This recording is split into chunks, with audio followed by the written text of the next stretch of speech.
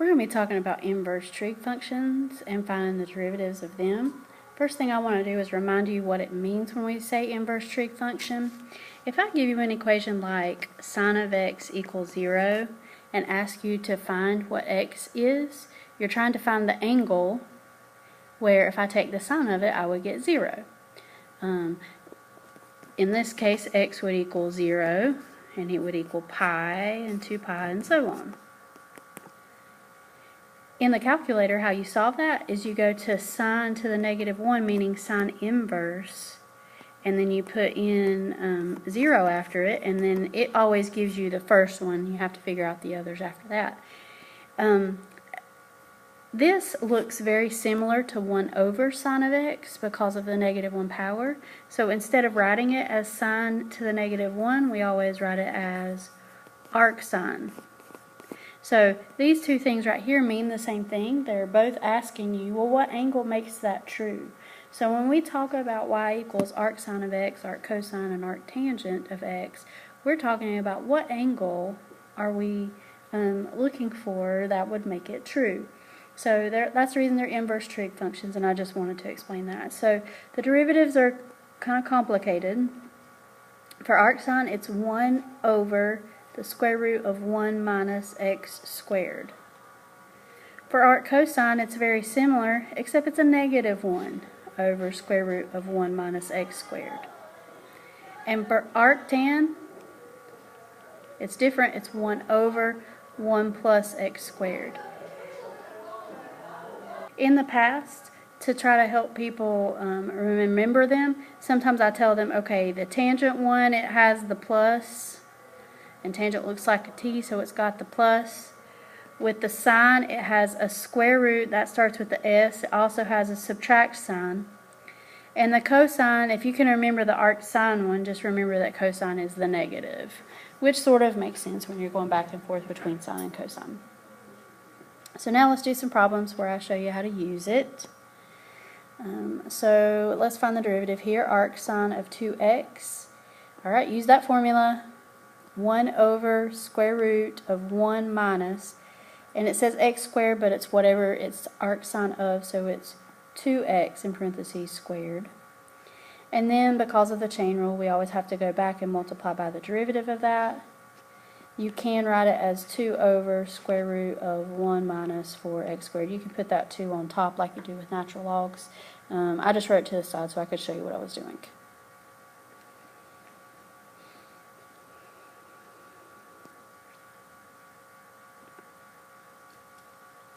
Alright, so let's work this one out.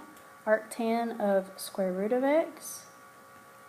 So that would be 1 over 1 plus whatever it is in parentheses squared. And then you multiply by the derivative of that. So that's x to the 1/2, so the derivative would be 1/2 x to the -1/2. So to rewrite that one, you could put the 2 and the square root of x on the bottom. And then that would be 1 plus square root of x squared is just x, so you could write it like that.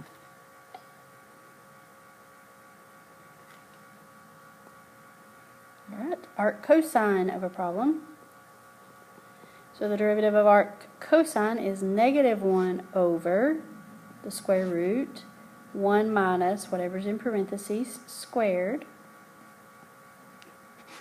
And then you multiply by the derivative of that thing in the parentheses. The derivative of e to the 2x is 2e to the 2x. Only thing that you could do here maybe is to put that -2e to the 2x on the top with the -1. When you square e to the 2x, you get e to the 4x because you multiply exponents. But there's nothing else to do other than that.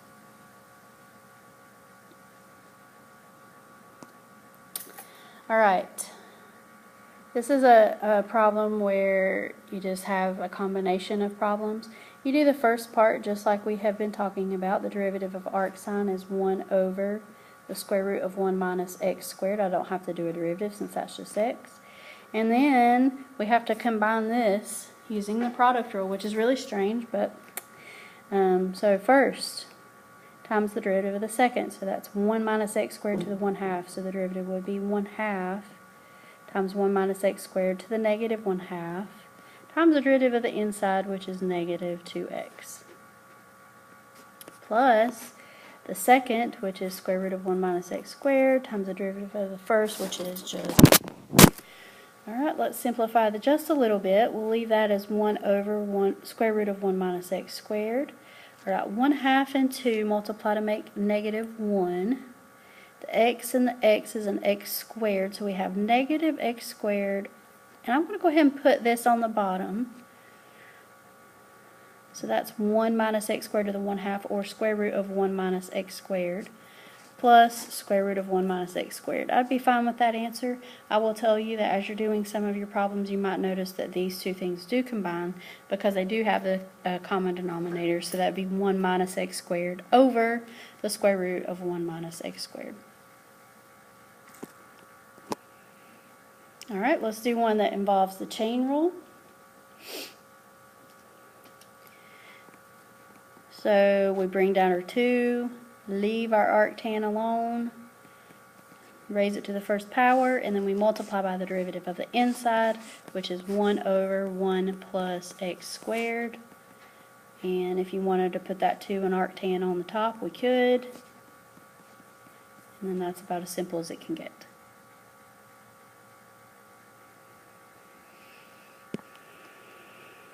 Alright, here's another one where we have two different parts of it, where we just sort of find the derivative and then do the derivative again on the next part. So the derivative of arctan is 1 over 1 plus x squared. Alright, 1/2 and then natural log. So the derivative of natural log of something is 1 over the thing. So we'll have our 1/2. And then when I flip the thing, I would get x plus 1 over x minus 1. And then I times it by the derivative of the inside, where I'll have to use the quotient rule. So we will have bottom times the derivative of the top, which is 1, minus the top, the derivative of the bottom is 1, over the bottom squared. Alright, so this first part, it just stays the same. There's nothing you can do with that. X plus 1's go away. Up here on top, when you subtract that, you can't cancel, but you can subtract. X minus x is 0, 1 minus negative 1, that will just make a 2. This 2 and this 2 will go away, so really we just have 1 over x minus 1, x plus 1. And that's just an example how sometimes you can simplify some things to make it look better. Alright, I want to show you another one, just because on some of the assignments that you'll see it simplified, and I want you to see how you do that. So when I find the derivative here of arc sine, it would be 1 over square root of 1 minus 1/2 x squared. So I'm going to go ahead and simplify it just so that you can see. Oh, I forgot to multiply by 1/2. Sorry about that. So I'm going to multiply by the 1/2. But let's talk about this inside here. So 1 minus, and then you square the 1/2 x, so that would be 1/4 x squared. When you times it by 2, really that 2 is just there on the bottom with that, so you can leave it like kind of like that. So what you can do here is you can get a common denominator underneath that square root, which is 4. And you would get 4 minus x squared when you got that common denominator. Well, I know what the square root of 4 is, and it's 2. So with square roots you can do the top and the bottom separately. So we have 1 over 2 times square root of 4 minus x squared over 2, because the square root of 4 is 2. Well, these two 2's will go away, and our final answer is 1 over square root of 4 minus x squared.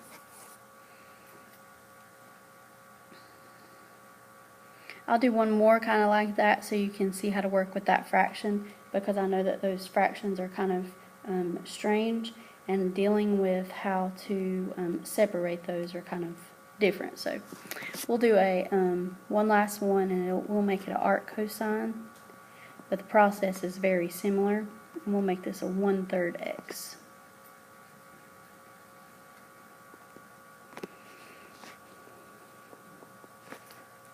Alright, so we know that it's -1 over square root of 1 minus 1/3 x squared. Well, if I square both of those, that's 1/9 x squared. Then times 1/3, because that's the derivative of the top, or of the inside, the 1/3 x.